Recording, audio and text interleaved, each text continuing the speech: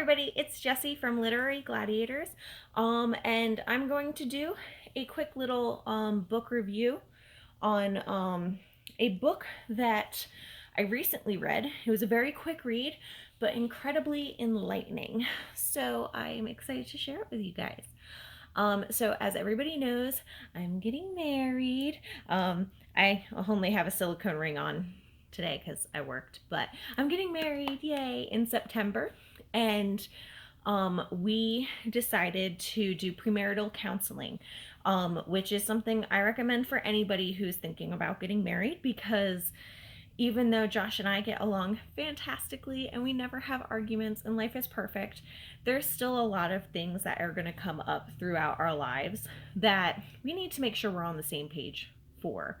And that's why we decided to look into premarital counseling so that we can, properly tackle those situations when they come up. So our wonderful premarital counselor, his name is Brian, he had suggested that we both read a book that some of you may be familiar with, but it is called The 5 Love Languages. It's by Chapman, and he has written quite a few other books about relationships, understanding marriages, things like that. And I actually went out and purchased a whole bunch of them. So I haven't read all of them yet. This is the first one, but I actually really enjoyed it. It is an incredibly short read. It's only about 160 pages. And yeah, I got through it really quickly, but I found that it was incredibly enlightening. So for those of you who don't know what the 5 love languages are, I'll do a brief overview. It's everybody receives love a different way. We all have different ways of interpreting how we have different ways of interpreting love, and that can come from childhood, that can come from genes, that can come from just nature in general, habitat, whatever you want to call it. It comes from many different things, but as adults we have to receive love in certain ways in order to fill our love tank and make sure we feel loved. So he was able to break it down to 5 main love languages, but each language has its own different dialects. So I'm going to kind of briefly go over what those 5 are, but I'm not going to go into all of the dialects because that's a lot.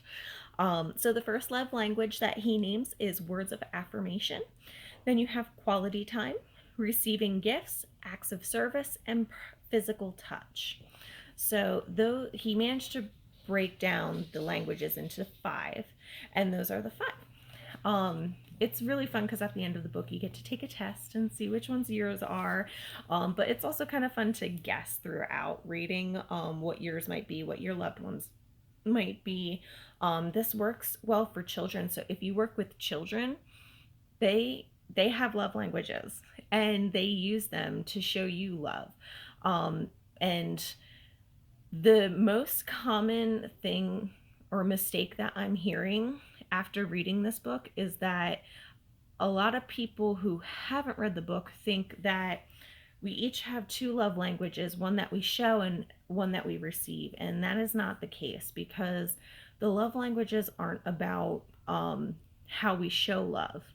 It's all about receiving love, which brings me to why our counselor had recommended it, and why I recommend it, because you could show someone love by giving them gifts, but if that's not their love language, then they're not going to feel loved by receiving those gifts.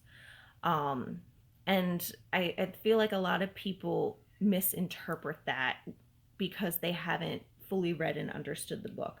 You can't show love one way and receive it a different way. Basically, I'm trying to think of exactly how to put this, or at least paraphrase it a little bit, but I don't know, I found the whole book very fascinating in that, if, for example, I like to spend quality time quality time is my number one love language. So I feel the most loved when, my fiance and I go out on a breakfast date on the weekend, and we spend 30 minutes in the car driving to this place that we've never been to before just to try their coffee and eggs and bacon as if we've never had it before. That's some of my favorite memories, is just sitting in the car talking with him, goofing around, trying something new, talking about it, how much we love it, how much we hate it, if we're ever going to go there again.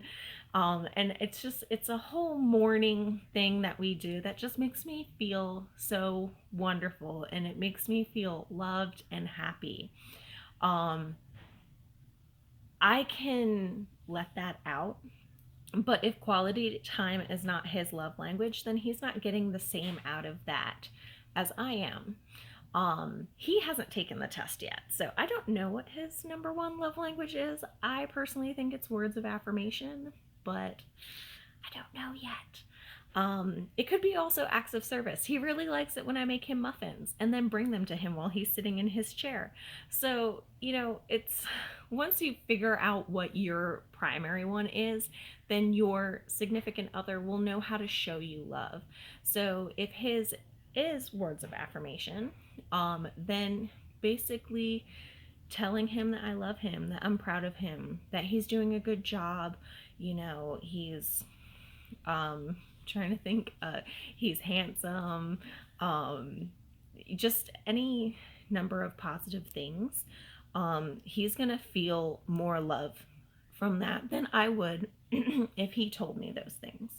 So I think it's so important that anybody in any kind of relationship, whether it's just friendships or with your parents, your children, significant others, I think this is a very important book that could really kind of change your perspective on things.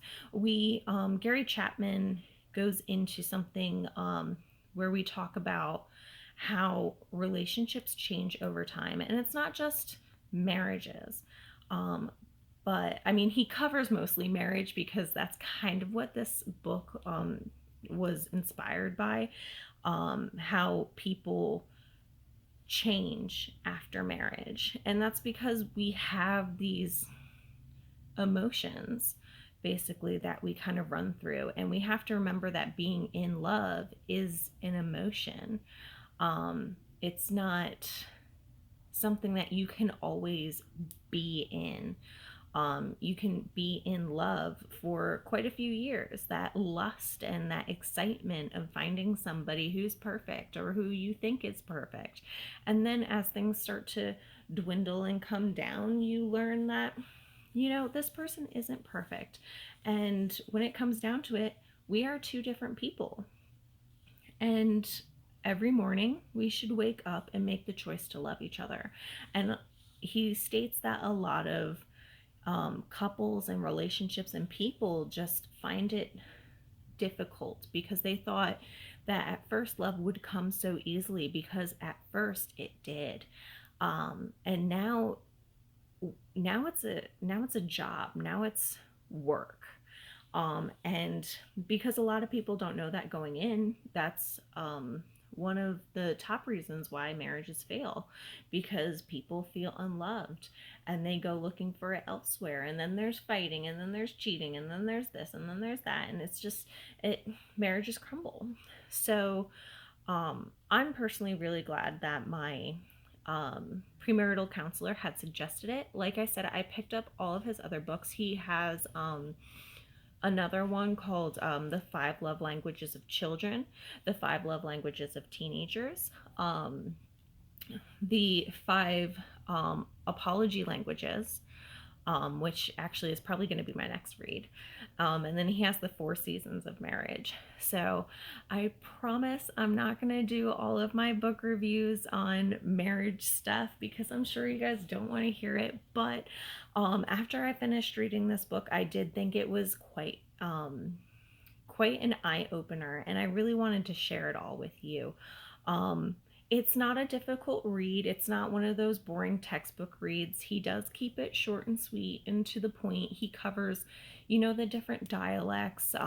For example, acts of service can be something like doing something for somebody, or it could be just doing daily chores around the house to keep the house clean.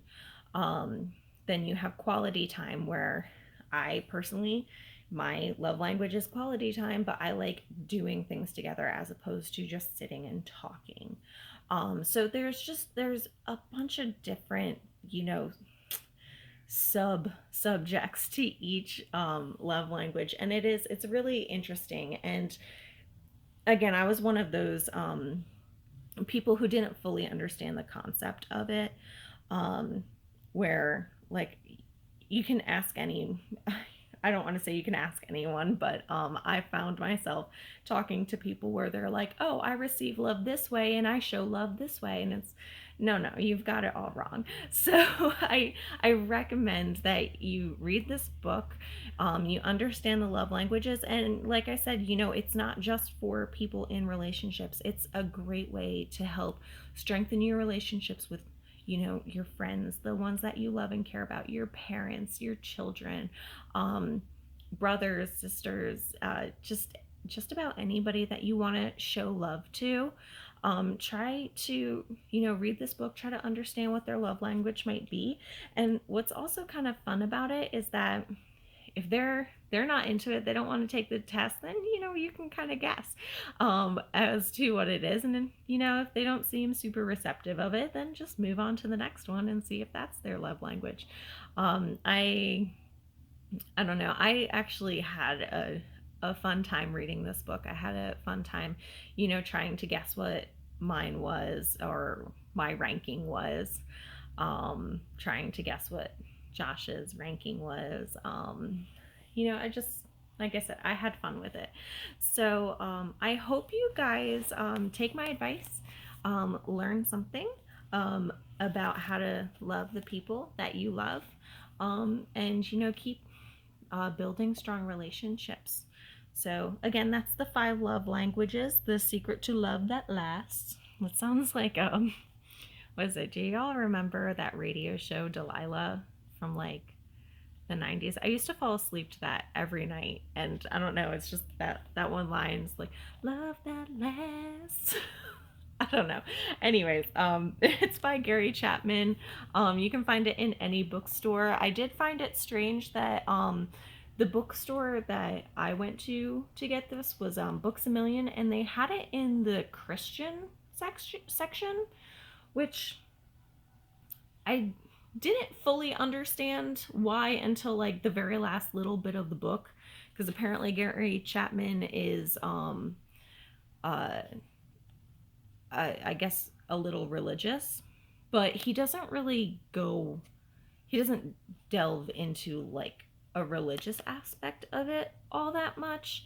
Like I said, I couldn't figure out why it might have been in the Christian section until like the very end, and where he talks about God for like maybe a page or two.